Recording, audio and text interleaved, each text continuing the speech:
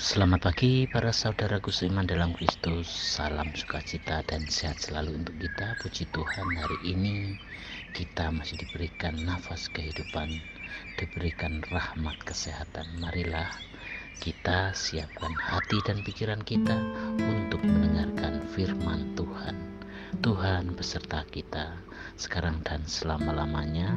Inilah Injil Yesus Kristus menurut Matius bab 13 ayat 54 sampai 58. Setibanya di tempat asalnya, Yesus mengajar orang-orang di situ di rumah ibadat mereka.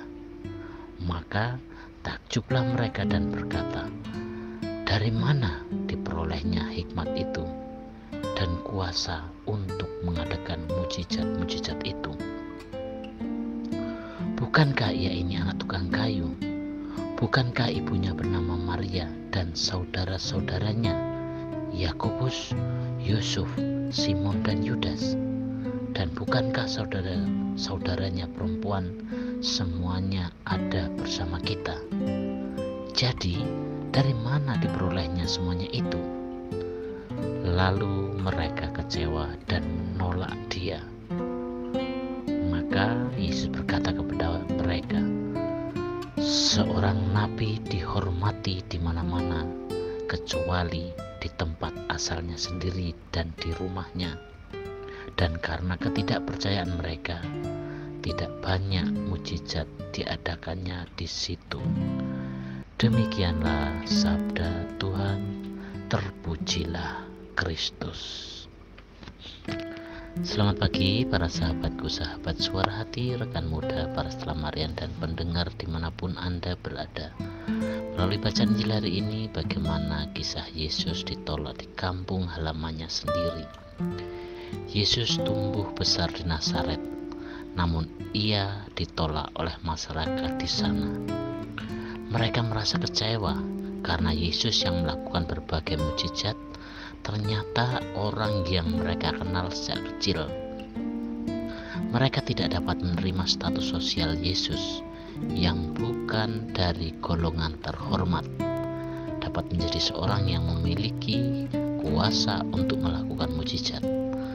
Karena itulah Yesus mengatakan bahwa seorang nabi tidak diterima di tempat asalnya.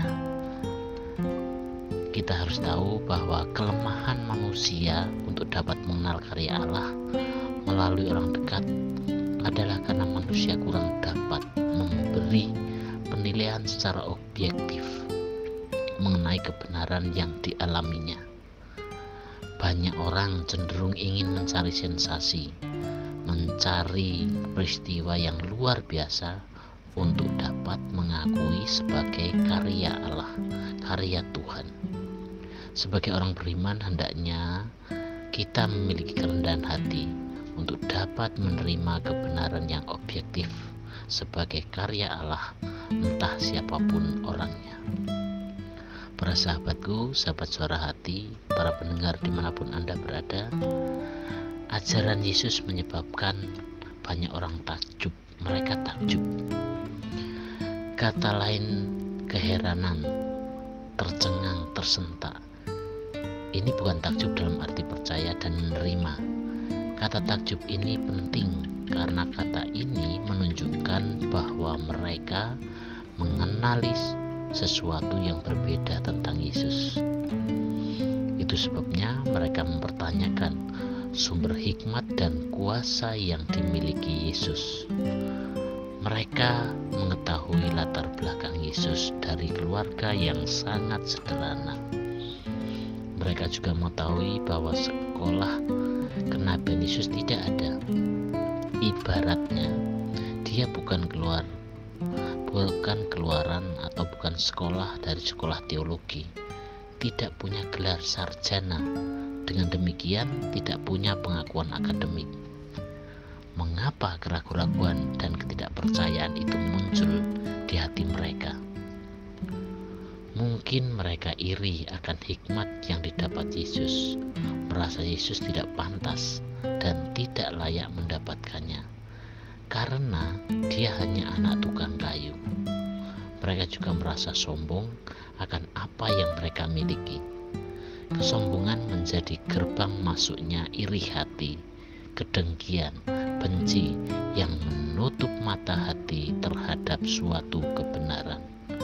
Para sahabatku, sahabat suara hati, para pendengar dimanapun Anda berada, Injil hari ini mengajak kita semua untuk selalu peka, selalu terbuka pada kehadiran Tuhan dengan melepas segala kesombongan kita yang menjadi gerbang munculnya penolakan terhadap kebenaran.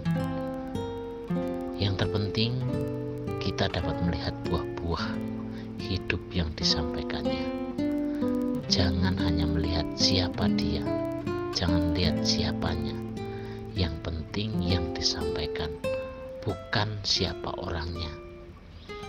Memang ini tidak mudah, butuh pengorbanan, butuh perjuangan untuk bisa mengagumi dan mengakui kelebihan orang yang biasa dekat dengan kita, membutuhkan suatu kebesaran jiwa.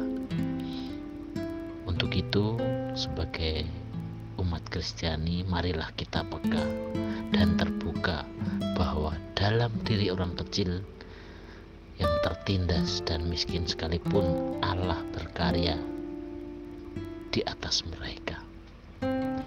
Untuk itu marilah kita melepaskan kesombongan.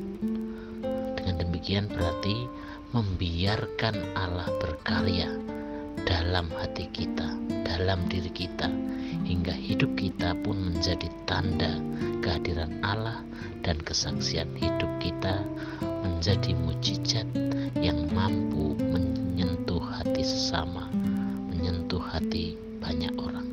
Demikianlah permenungan kita hari ini, dan marilah kita akhiri dengan doa.